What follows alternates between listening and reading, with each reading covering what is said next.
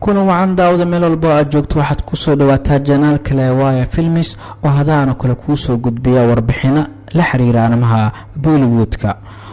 haddaba muuqaalkeena maanta waxaan ku soo qaadanaynaa xidigada Bollywoodka ka xamaasha iyo mar ay dhacday in magacyadooda rasmiga ah ee filimada lagu waco anagoo aan wada ognahay in jilayaasha magacyadooda rasmiga lagu waci marka ay filimada jilayaan.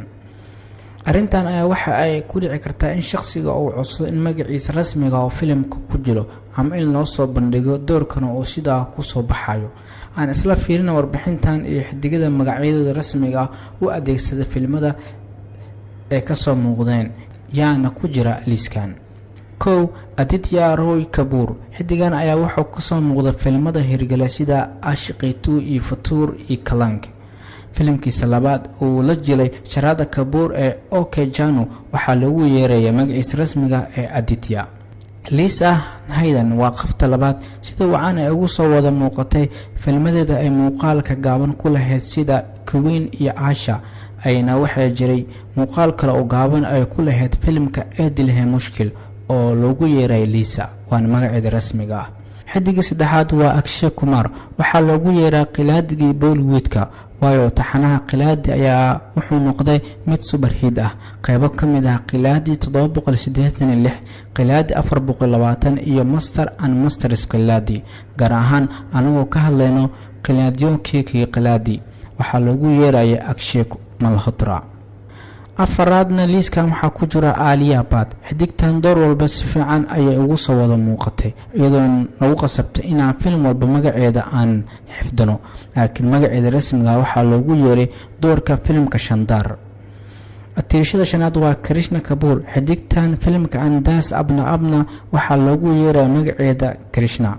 salamida liiska lixaad Rafina Tandon aan raacsado filimka Andas Abna Abna Rafina qudeeda magaceeda rasmiga ayaa loogu yeeray.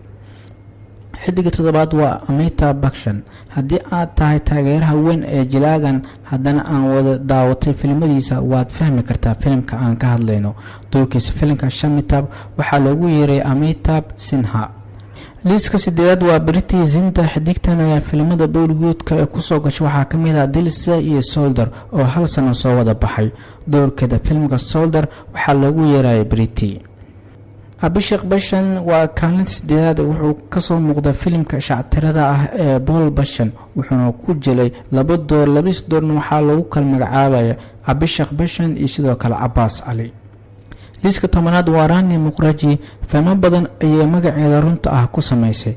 filmadeeda ugu horeeya sida Hello Brother iyo Badal waxaa lagu yeeray Rani.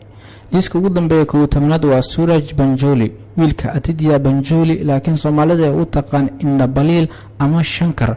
Suraj Banjoli filimkiisa uu ku soo caan baxay waa Hero magaca lagu yeeray filimkaas koowaad waa isla magaciisa ee Suraj. waad ku maasantahay daawashada warbixinta haddii aad ka heshana fadlan la wadaag asxaabtaada.